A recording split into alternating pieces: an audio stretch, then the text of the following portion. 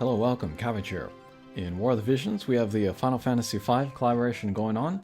As we can see, we got bots here on the main screen, handout character. But here, let's pull for Faris. We're just going to do 100 pulls here, halfway to the ceiling. And then I really want to go to the ceiling if I have to, and then get her. I whiffed on Winged Stern, I whiffed on Kefka, but Faris here is different. I really want her, so let's get her. But yeah, I knew her from Final Fantasy V, playing that on the Super Nintendo. In there, she's got the purple hair, but here, she's much more based on the original Amano artwork. I know that sometimes the lady who's in charge of making the pixels, the in-game pixels, she'll make some executive decisions. Lena and then Faris, I guess they looked too similar, both being blonde, so she gave one pink hair, she gave the other one purple hair. Kind of a similar thing happened in Final Fantasy VI. Both Tina and then Celes were blonde, but she made Tina green hair just to differentiate her from Celes, but yeah. But she is cost 100, so we don't see any like, 9-step or any kind of a guaranteed get. Here is a 5-step, which will get you some shards, but yeah, no guaranteed get for the 100 cost, which I'm not a fan of. Okay, but here, let's pull. I guess we'll just do the discount single.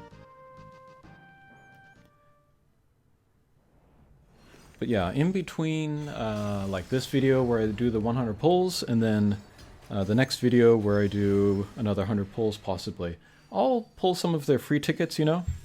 Whoa, right. See how it's looking, and then I'll do the second pull video later. Okay, and then I bought the discount 10-shot ticket, so let's pull that next. Onegai!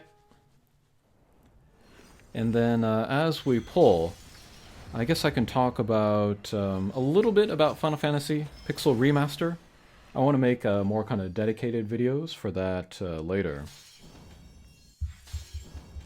But we can also talk about something I brought up in a recent community post where I wanted Near Reincarnation to be the last mobile game that I cover in detail. Change? No change, alright. But yeah, I thought I would kind of go over like my history as a YouTuber. Talk about how War of the Visions fit into that, and then what my plans are for the future of my channel. Okay, so that did not lead to anything. But yeah, let's start pulling.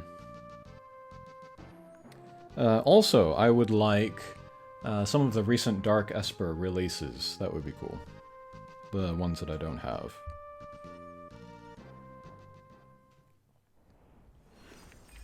But yeah, in the community post I did say that I wanted Near Reincarnation to be the last mobile game that I cover in depth.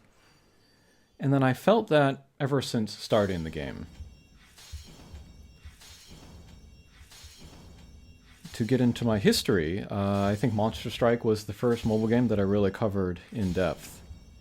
And the reason why I covered that was because I saw the JP content creators covering it, and it looked like fun to do. So I started there. I was very rough in the beginning, but I did enjoy it, so I covered it, boy, 3-4 years or something. And then with War of the Visions, I saw an opportunity. I saw that it was going to get the Japanese release first, and then the global release later. And so I thought I could kind of get in, not even on the ground floor, getting on the basement, the foundations. And I could build my knowledge of the game, and then maybe get a kind of a big-ish audience, or bigger than Monster Strike. That turned out to be true. And also I wanted to talk about like kind of more like bigger picture stuff, meta stuff, or industry stuff. See if I could head off, what I see in every mobile game community of a JP game. like the cynicism or like the victim complex stuff. See if I could educate the community ahead of time. See if I could head some of that off. I think I was somewhat successful in that. But yeah, eventually it just did catch up to me. Or those sentiments caught up to the community faster than I could do with the education.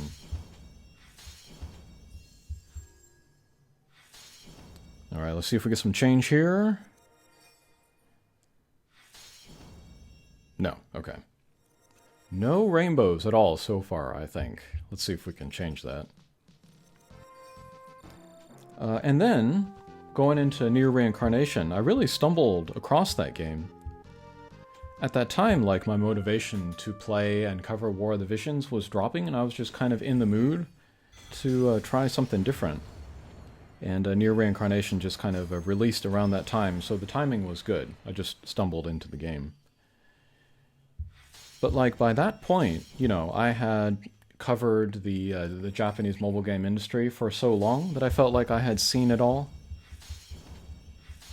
But Near Reincarnation kind of stuck with me because like so much about it like went against the kind of the standard practices of the industry. Urgh. That it got me thinking about, you know, different things. It also let itself open to interpretation in a lot of interesting ways. I'll be right back. Okay, we are back. But yeah, I talked about Near Reincarnation, like, kind of sitting outside of, you know, standard industry. Oh, finally, a rainbow. Okay. Oh yeah, this is the guaranteed one here. We got a 10% chance to pull Faris. Thankfully, it's not a vision card. Let's see if we get the flag effect. Onegai! Oh, come on. Alright. It's not a vision card, so that was a Pyrrhic victory. But yeah, especially some of the later, more recent videos on my channel, I've been talking about more industry stuff. And then, like, one direction that my channel could go would just be to cover... Oh, another rainbow. Faris! Ah. Ah. Alright, Dark Fina. I think most people know this already, but I'm more a fan of Light Fina. Alrighty. Let's see how far along we are. We haven't pulled any rainbows at all, so... I think we filled up that meter pretty quickly. But yeah, one direction I might take my channel is to cover the Japanese mobile game industry more generally, and not focus on any one game. Let's go to the Mog Shop. Let's see.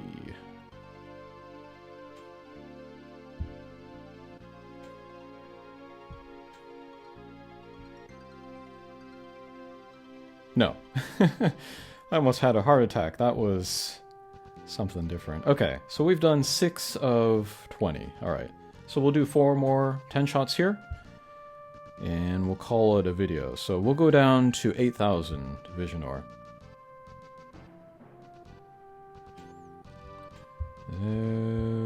Okay.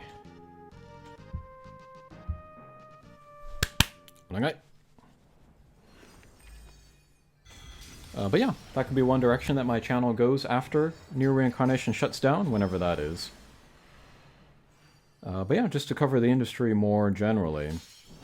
Although I wonder, like, how much interest there would be in the videos when maybe I'm not even covering videos, when I'm not even covering games that don't have global versions.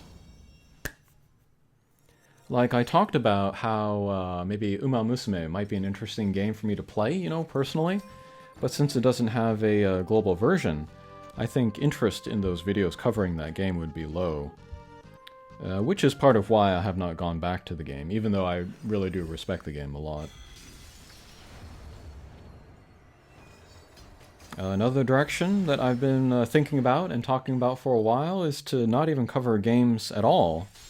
Maybe start an all-new channel to cover men's fashion.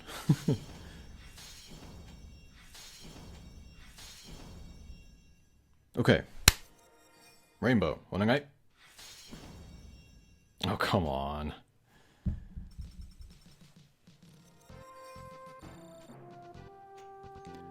Okay, this will be the last 10 shot of this video. Let's end with a bang.